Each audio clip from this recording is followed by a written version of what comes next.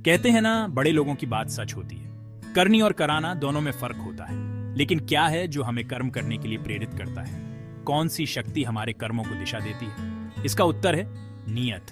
हमारे कर्म हमारी नीयत के बीज होते हैं। जैसे एक छोटे से बीज से विशाल वृक्ष बनता है, वैसे ही हमारी नीयत हमारे कर्मों को आकार देती है। अगर कोई छोटा सा काम भी नेक नीयत से किया जाए तो उसका प्रभाव बहुत बड़ा हो सकता है, और ठीक इसके विपरीत, अगर कोई बड़ा काम भी बिना सच्चे दिल के किया जाए तो उसका कोई मोल नहीं रहता।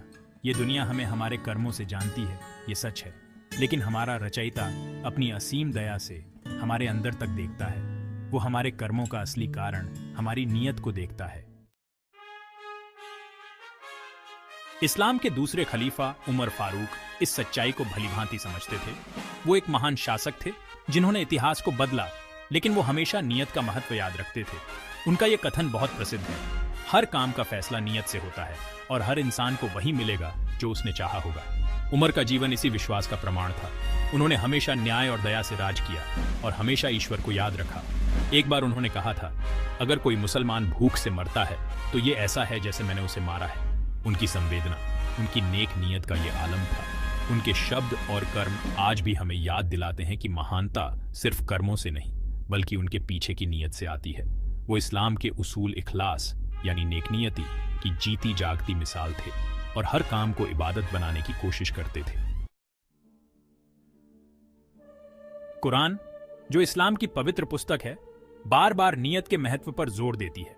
इसमें लिखा है, और उनको बस ये हुक्म दिया गया था कि अल्लाह की इबादत करें, उसके लिए अपने धर्म को खालिस करते हुए। कुरान 98:5। ये आयत हमें बताती है कि अपने कर्मों को एक नेक मकसद देना कितना जरूरी है और हर काम में अल्लाह की रजा तलाशनी चाहिए। पैगंबर मोहम्मद सल्लल्लाहु अलैहि वसल्लम ने भी इस सिद्धांत पर जोर दिया। उन्होंने कहा, हर काम का दारोमदार नीयत पर है। पैगंबर मोहम्मद सल्लल्लाहु अलैहि वसल्लम की यह हदीस इस बात पर जोर देती है कि हमारी नीयत ही हमारे कर्मों की नींव होती है। वे भगवान की नज़र में हमारे कार्यों के असली मूल्य का निर्धारण करते हैं। ये शिक्षाएं मुसलमानों को एक सार्थक जीवन जीने के लिए मार्गदर्शन करती है, उनके कार्यों को उनकी मान्यताओं के साथ जोड़ती है। वे हमें याद दिलाते हैं कि दयालुता के छोटे से छोटे कार्य भी जब ईमानदारी से किए जाते हैं तो बहुत महत्व रखते हैं। आज की भागदौड़ भरी जिंदगी में हम सब कामों में इतने उलझे रहते हैं कि हम भूल ही जाते हैं कि हम क्या कर रहे हैं और क्यों कर रहे हैं। हम कामयाबी के पीछे भागते हैं, पैसा और शोहरत कमाने में लगे रहते हैं, लेकिन इस भाग दौड़ में हमें एक बार रुककर खुद से पूछना चाहिए, आखिर हम ये सब क्यों कर रहे हैं? हमारी असली नीयत क्या है? क्या हम सचमुच कुछ अच्छा करना चाहते हैं, या फिर हम सिर्फ अपने अहंकार, लालच या तारीफ पाने की चाहत में जी रहे हैं? इसका जवाब हर किसी को खुद ढूंढना होगा। इसके लिए आत्मनिरीक्षण, ईमानदारी और खुद को परखने की हिम्मत चाहिए। उमर फारूक की शिक्षाएं इस्लाम की सनातन ज्ञान को दोहराते हुए हमें सही राह दिखाती हैं। वे हमें याद दिलाती हैं कि असली खुशी बाहरी उपलब्धियों से नहीं, बल्कि अपने कर्मों को अपने मूल्यों के साथ जोड़ने से, हर काम में अच्छाई की तलाश करने से मिलती है। अपनी नीयत को शुद्ध करने का सफर एक निजी सफर है। इसके लिए जरूरी है कि हम खुद को बार बार परखें और अपने विचारों, बातों और कर्मों को अपनी नेक ख्वाहिशों के साथ मिलाएं।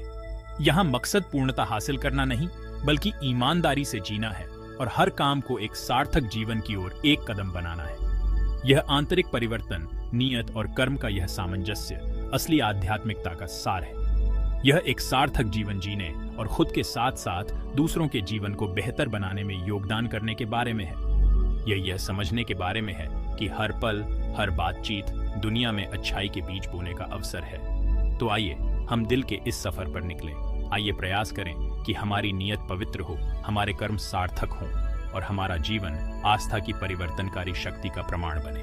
क्योंकि अंत में सिर्फ हमारे कर्म ही नहीं, बल्कि उनके पीछे की नीयत ही हमारी